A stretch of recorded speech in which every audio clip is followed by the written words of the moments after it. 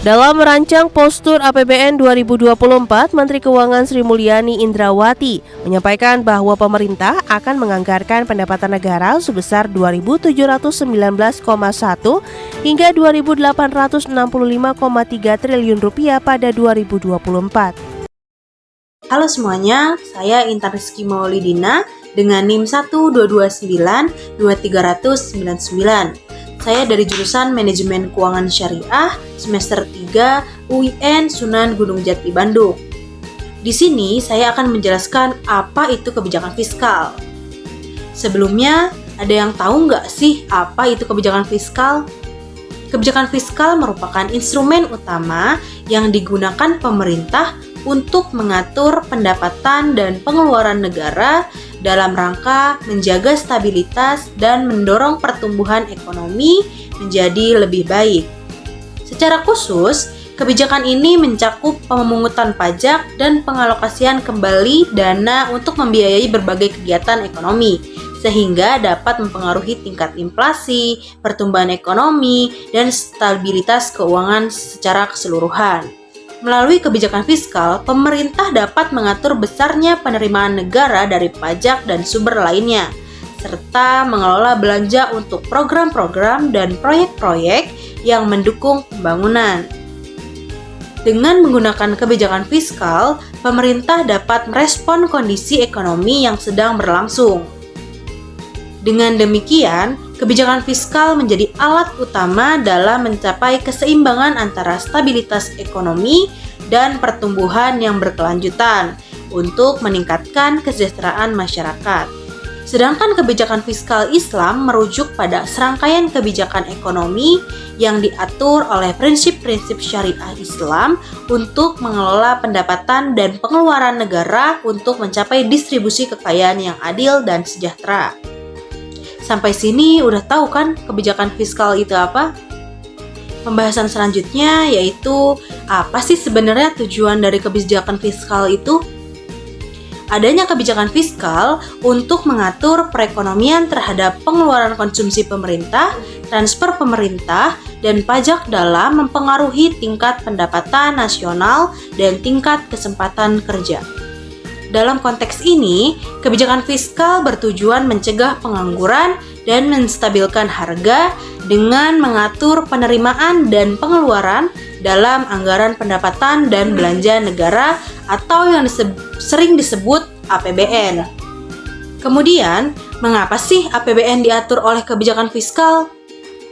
Karena APBN ini menjadi sumber utama yang digunakan pemerintah dalam mengatur keseimbangan perekonomian nasional antara pendapatan dan pengeluaran negara untuk mencegah adanya anggaran yang tidak terkendali dan juga mencegah adanya inflasi. Selanjutnya kita akan membahas instrumen kebijakan fiskal. Yang pertama, pajak. Pajak menjadi sektor penting dalam instrumen kebijakan fiskal, baik dari sektor domestik maupun luar negeri. Demi mencapai tujuan ekonomi, pemerintah dapat meningkatkan maupun menurunkan daya beli masyarakat melalui pajak. Contohnya, jika pajak diturunkan, jumlah output barang dan jasa akan semakin meningkat, sehingga meningkatnya daya beli masyarakat. Namun sebaliknya, jika pajak dinaikkan akan menurunkan output barang dan jasa serta menurunkan daya beli masyarakat. Instrumen kebijakan fiskal yang kita bahas selanjutnya ialah pengeluaran belanja negara. Misalnya, pendapatan keluarga menurun, tentunya kita akan berusaha untuk berhemat dan menekan pengeluaran agar terjadinya keseimbangan antara pendapatan dan pengeluaran. Dalam konteks negara, nilai belanja negara dapat dikurangi atau ditambah sesuai kebutuhan. Apabila neraca pembayaran negara defisit, maka pemerintah bisa mengurangi pengeluaran belanjanya di sektor tertentu. Misalnya, penundaan pembayaran THR bagi PNS. Instrumen kebijakan fiskal yang terakhir yakni tentang penerbitan obligasi atau surat utang bagi warga negara. Surat utang ini terkenal dalam bidang investasi, di mana rakyat yang memiliki dana ditawarkan untuk membeli surat utang dari negara, dan negara akan mencicil hutang tersebut beserta bunga pinjamannya. Salah satu produknya yakni SBN Retail atau surat berharga negara yang diperjualbelikan. Surat ini diperdagangkan sebagai produk investasi. Sedangkan instrumen kebijakan fiskal dalam Islam itu ada 7. Yang pertama zakat, yang kedua infak wakaf sedekah, yang ketiga ghanimah, yang keempat kharaj, yang kelima jizyah, dan yang keenam usr, dan yang ketujuh khums. Ketujuh ini adalah instrumen kebijakan fiskal di dalam Islam.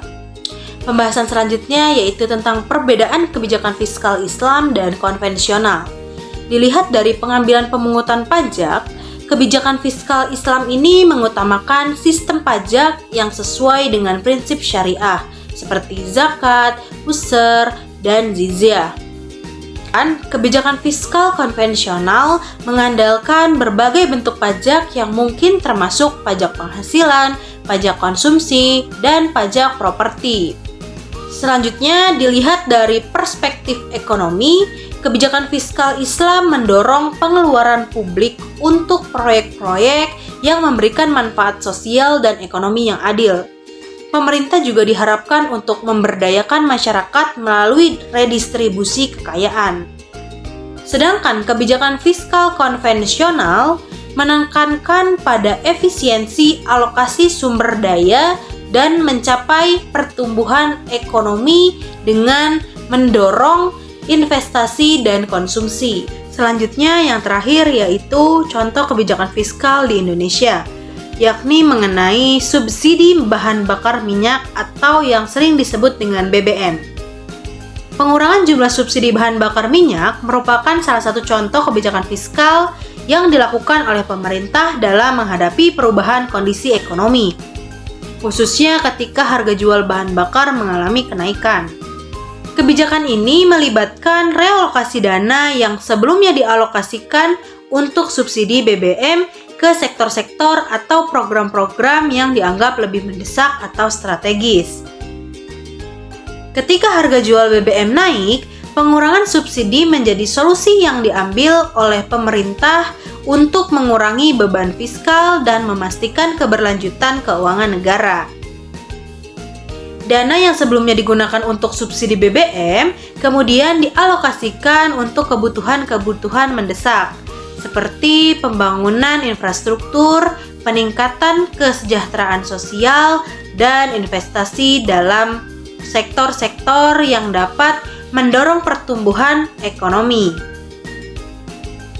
Fleksibilitas kebijakan fiskal dalam hal ini memberikan kemampuan kepada pemerintah untuk beradaptasi dan dengan perubahan-perubahan ekonomi yang berfluktuasi.